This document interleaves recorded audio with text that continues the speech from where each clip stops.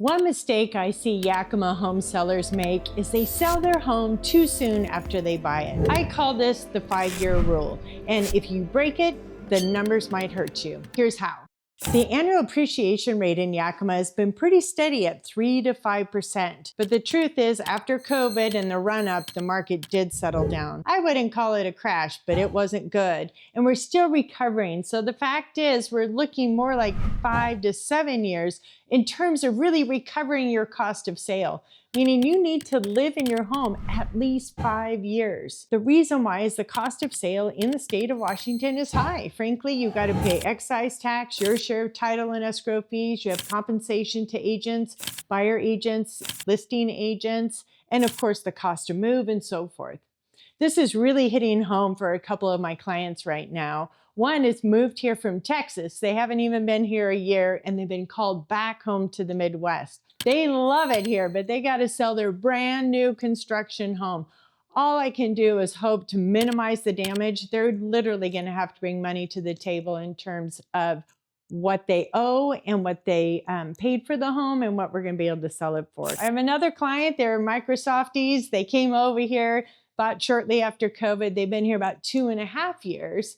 They haven't had a chance to make a lot of improvements to their home. They bought a big home under $1 million, and now they're being called back to Seattle. Ouch, it's gonna be so hard.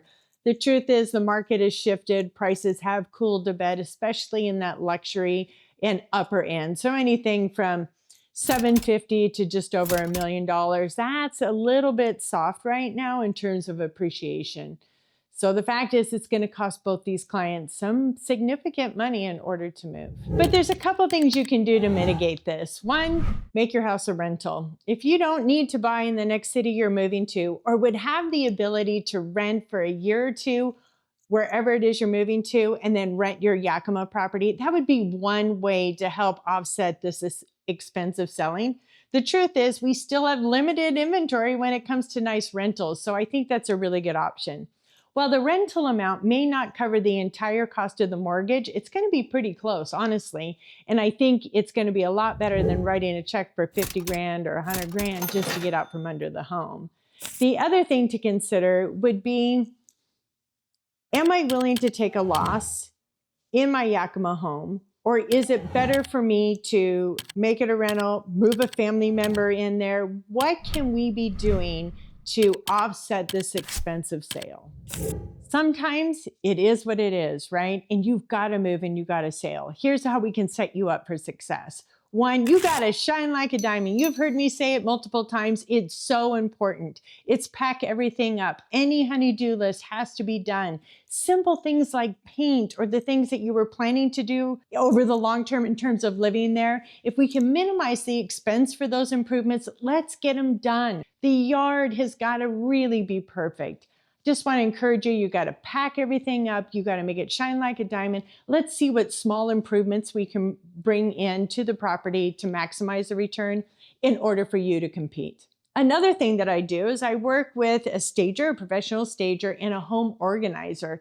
And either one of these two companies can come in, help you reorganize your furniture, tell you what needs to get packed up and out so that the house shows properly and gives you the best bet at selling in a competitive market.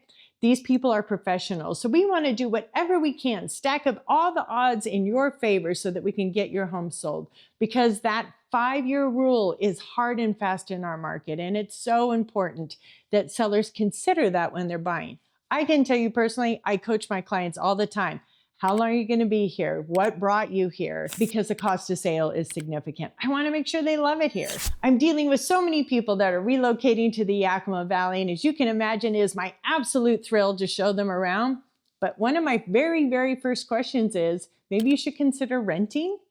At least for the first year, make sure you like Yakima. Make sure you like your new job here and what brought you here, right? And then decide, okay, yes, I want to move forward with the purchase. So let's really consider all of these different points when we're making a purchase or an offer to purchase. It's just so important.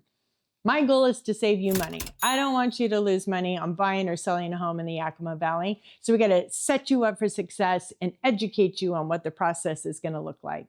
So let's look at the 3% annual appreciation. At $500,000, we're appreciating about $15,000, right, per year. So that puts us at $45,000. The cost of sale for that home at $500,000 is going to be right about $45,000 between, again, excise tax, title and escrow fees, recording fees, agent compensation, the cost of moving, etc. But if we can lean into this 5-year rule, then we know we're going to be much closer to 50,000, right? And that's really going to help us balance out the cost of sale, where you might walk away with a couple of bucks in your back pocket. The whole point is it's so important that you have these conversations with me or with your agent prior to making a buying decision, even if you're considering a move. I have another client who bought a home 2 years ago. And she bought it right. She was very fortunate to take advantage of what was a dicey situation on this home. And now they have found their dream home. And they went ahead and they bought this other home without selling their current home. So the pressure's on. I got to get this baby sold. But with only 2 years of appreciation, my goal is to help them at least recover what they paid for the home and potentially walk away with a few extra dollars. And when I say few, I'm hoping between $25,000 and $35,000. And that is because, one, they bought really well just about 2.5 years ago.